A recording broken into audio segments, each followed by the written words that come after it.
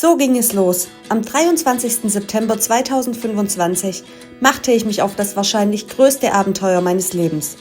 Ich will mit dem Fahrrad in einem Jahr von Deutschland bis nach Kasachstan fahren. So lange war ich noch nie von zu Hause weg.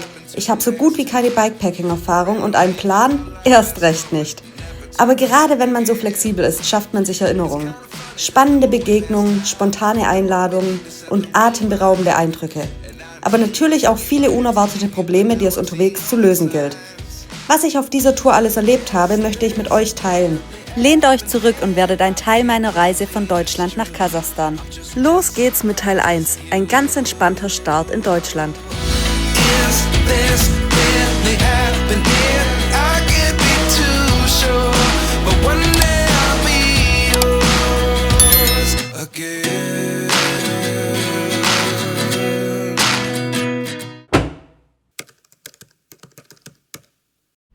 Guten Morgen. Fuck, es geht los. Ich bin viel zu müde, um eine Weltreise zu starten. Wenigstens ist es aktuell trocken. Let's go. Die 2 Taschen nur, Papa. Dann das Licht ausmachen. Und könntest du später oder morgens das Wasser abdrehen und nochmal gucken, dass alles ausgesteckt ist. Also viel gibt's nicht zu sagen, von dem meisten habe ich mich ja schon verabschiedet gestern. Bis in einem Jahr. Wir hoffen, dass diese Bilder. Wie ihr hört, ist es nicht gerade meine Stärke, große Reden zu schwingen. Ich muss auch zugeben, dass ich so kurz vor dem Start schon ziemlich aufgeregt war. Gut geschlafen habe ich natürlich auch nicht. Und mich jetzt so endgültig zu verabschieden, fiel mir schwerer als gedacht. Hoffentlich Updates machen. Ich bin nicht, ich kann mit. Ich durfte mal.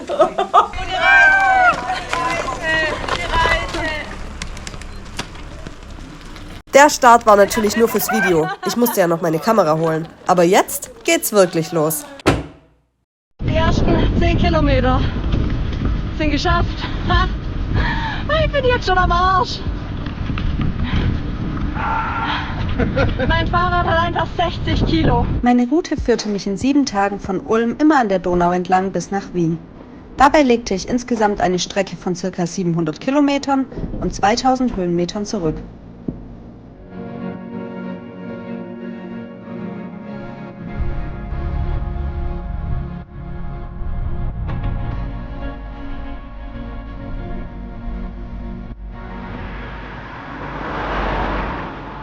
Wir sind in Talfing angekommen und jetzt trennen sich unsere Wege. Ab jetzt geht's alleine weiter. Ich bin fast noch nie so weit gefahren. Papa, ciao. Mach's gut, geil, genieß es. Super.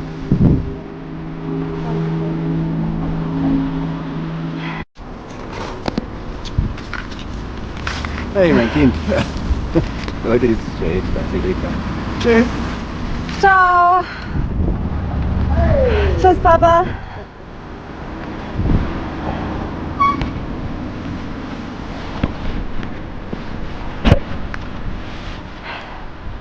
Ab jetzt auf eigene Faust. Ab nach Wien. Ich gebe zu diesem Zeitpunkt war mir wahrscheinlich noch nicht so richtig bewusst, auf was ich mich da wirklich einlasse. Und vielleicht ist es das auch noch immer nicht. Ich bin aber kein Fan davon, mir schon im Voraus Sorgen über Probleme zu machen, die eventuell gar nicht eintreten. Also nicht so viel nachdenken und einfach los. Irgendwie wird es schon funktionieren. Hier mache ich jetzt Mittagspause und tank ein bisschen Energie auf. Ey, kein Wunder. Hat mein Fahrrad einfach 60 Kilo, wenn ich einfach weiße Bohnen in Tomatensauce dabei habe.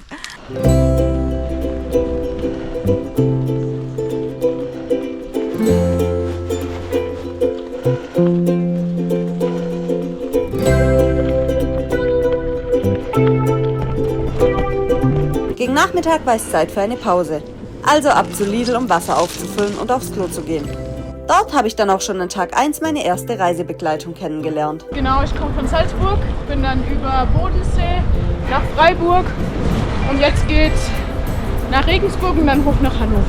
Leider haben sich unsere Wege schon nach ein paar Kilometern wieder getrennt. Aber eine andere Bikepackerin zu treffen, die schon seit 2 Monaten alleine unterwegs ist, hat mir trotzdem Mut gemacht. Es sind Begegnungen wie diese, die ich am Alleinereisen so sehr schätze. So, wir haben jetzt 6:30 und ich bin auf der Suche nach einem Schlafplatz. Ich habe mein Tagesziel nicht ganz erreicht. Ich bin jetzt gerade bei 108 Kilometer und eigentlich wären es noch so 10 Kilometer, aber es wird jetzt halt bald dunkel. Wenn ich wüsste, ich habe sicher einen Schlafplatz, könnte ich schon noch 10 Kilometer fahren. Aber es wird bald dunkel und ich baue mein Zelt ganz gern auf, solange es noch hell ist, weil ich mir einfach den Platz dann noch anschauen kann.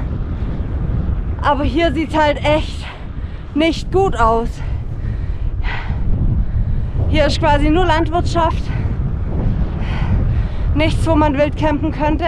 Hallo, ich habe eine Frage. Ich habe gerade den LKW hier reinfahren sehen. Und zwar bin ich ein bisschen vergeblich auf der Suche nach einem Schlafplatz und wollte fragen, ob ich irgendwo hier am Hof mein Zelt aufstellen könnte. Beim Aufbau des Zelts hat es ein bisschen geregnet. Ich muss mir überlegen, wie ich es machen würde, wenn es mal stärker regnen sollte. Aber solche Überlegungen kann man vor allem in Europa auch noch gut unterwegs treffen. Man ist ja im Regelfall nicht mitten im Nirgendwo und kann die Route dem Wetter angepasst planen. Zum Abendessen gab es dann Ravioli und Gemüsesoße. Hauptsächlich, weil ich immer noch viel zu viel Essen dabei habe und sich da am leichtesten Gewicht einsparen lässt. Guten Morgen, ihr hört, es regnet. Ich habe auch echt nicht gut geschlafen. So, ich habe zusammengepackt. Es pisst schon den ganzen Morgen. Und ich habe ein Stirnband und meine Mütze auf und Kopfhörer auch. Und irgendwie hält der Helm nicht mehr richtig. Es sieht so affig aus. Aber wisst ihr, was meine Stimmung bei dem Wetter dann doch gehoben hat? Dass im Spätsommer in Deutschland einfach überall Apfelbäume stehen, die niemand gehören. Ich kann quasi endlos snacken. Und damit ist die Apfelstatistik in diesem Video eröffnet. Apfel Nummer 1.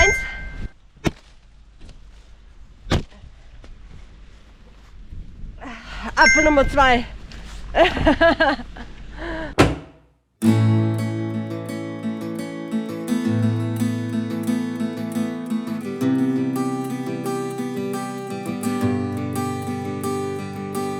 Bei nebligem Wetter ging es weiter immer an der Donau flussabwärts.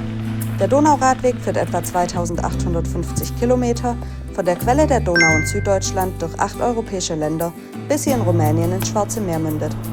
Vor allem von Deutschland bis Budapest ist der Donauradweg gut ausgebaut und auch für Anfänger oder Familien befahrbar. Die Donau ist übrigens nach der Wolga der zweitlängste Fluss in Europa und eine der wichtigsten Binnenwasserstraßen Europas. Ich sag euch, die Äpfel sind, was mich am Leben hält hier. Und der gerade war mini, deshalb gibt es jetzt gleich nochmal einen.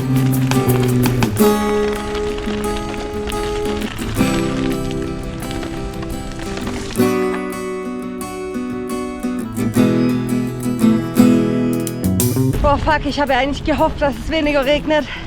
Aber inzwischen regnet es so stark. Ich fahre jetzt noch bis zum nächsten Ort. Das sind noch so 5 Kilometer. Und wenn ich da nicht irgendjemand finde, den ich fragen kann, ob ich im Garten zelten darf, dann schlage ich mein Zelt genau hier irgendwo auf. So einen Platz werde ich schon finden. Und dann wird es halt nass. Vorburg war der Ort meiner Wahl, wo ich mir dann nach einem Schlafplatz gesucht habe. Da es gestern so gut geklappt hat, habe ich mir überlegt, wieder einfach bei Anwohnern zu fragen, ob ich mein Zelt aufstellen darf, in der Hoffnung, vielleicht unter einem Vordach oder in einer Garage zelten zu dürfen. Hallo, darf ich Sie geschwind stören? Und zwar bin ich auf der Suche nach einem Platz, wo ich mein Zelt aufstellen könnte heute Nacht. Ich muss gestehen, ich habe so ein bisschen im Hinterkopf gehabt, ob das eine Möglichkeit wäre. Wäre das okay? Habe ich kein Problem damit. Wirklich? Nein, ich hab schon, aber es ist keine Toilette und nichts da, gell? Ich finde morgen früh einen Bäcker. Aber, ja, Oh, das wäre Gold wert. das ist überhaupt kein Thema. Vielen Dank. Etwas, was ich bei dieser Reise wirklich gelernt habe, war auf Menschen zuzugehen. Und auch wenn einem natürlich nicht jeder einen Schlafplatz angeboten hat, hat sich doch jeder Einzelne auf meiner Reise die Zeit genommen, um kurz nachzudenken, wie man mir helfen könnte. Bei all den schlechten Nachrichten auf der Welt und all den verschiedenen Ansichten und Meinungen war das etwas, was mich wirklich tief berührt und nachhaltig geprägt hat. Im Grunde sind die allermeisten Menschen gut. Diese Erkenntnis sollte mich auf meiner Reise begleiten und noch deutlich weiter wachsen. Für heute Abend habe ich allerdings einen Schlafplatz gefunden. Und so hieß es, beim gemütlichen Prasseln des Regens mein Zelt aufzubauen, Abendessen zu kochen und diese Erkenntnis noch in Ruhe auf mich wirken zu lassen.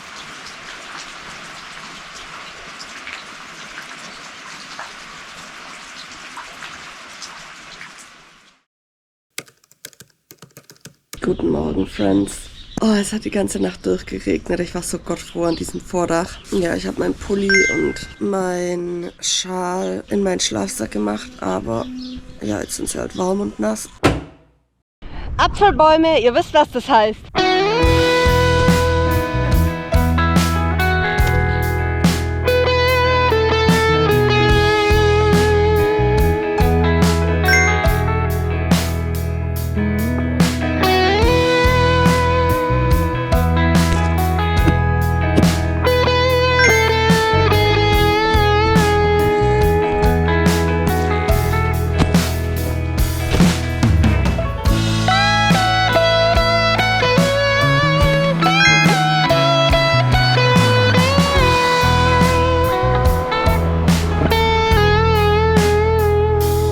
Wo führt mich Komoot hier schon wieder hin? Ob das eine gute Idee ist? Leute, was soll ich euch sagen? Es war vielleicht nicht die allerbeste Idee. Aber trotzdem entscheide ich mich an Weggabelungen immer noch meistens für den abenteuerlicheren Weg. Und lande deshalb oft in genau solchen Situationen.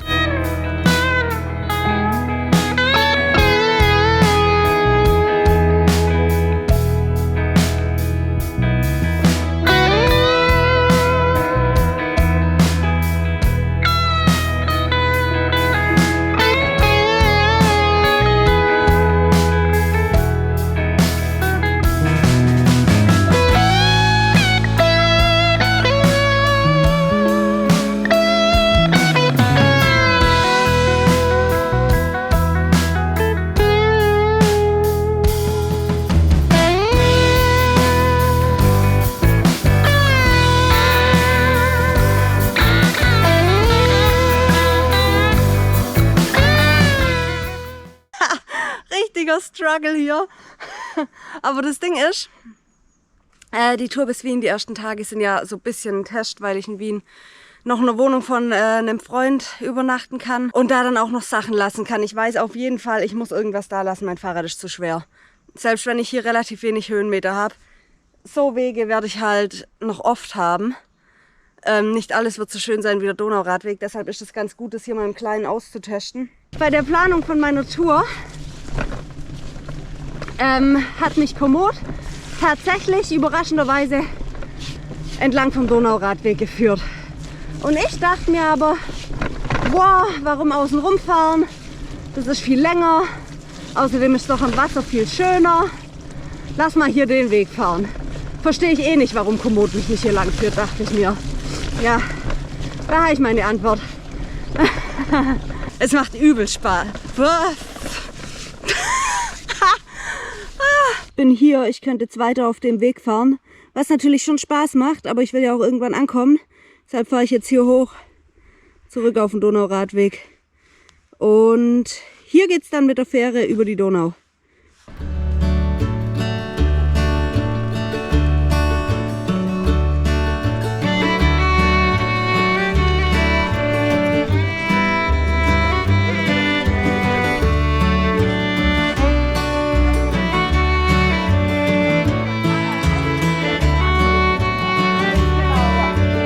Ich hatte eine kleine Planänderung und zwar die Fähre, die ich hier eigentlich nur auf die andere Donauseite nehmen wollte, fährt bis Kelheim durch. Da spare ich mir, keine Ahnung, vielleicht 10 Kilometer. Allerdings 10 Kilometer, wo es auch richtig steil bergauf gegangen wäre. Und die Schifffahrt kostet 17 € und sieht, glaube ich, also ist, glaube ich, richtig schön.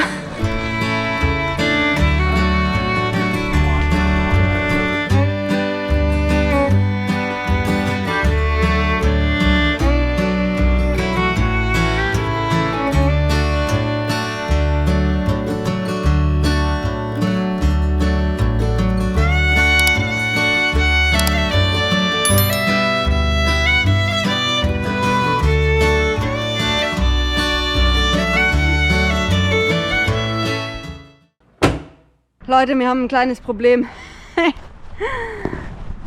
Und zwar dieses Schmuckstück hier.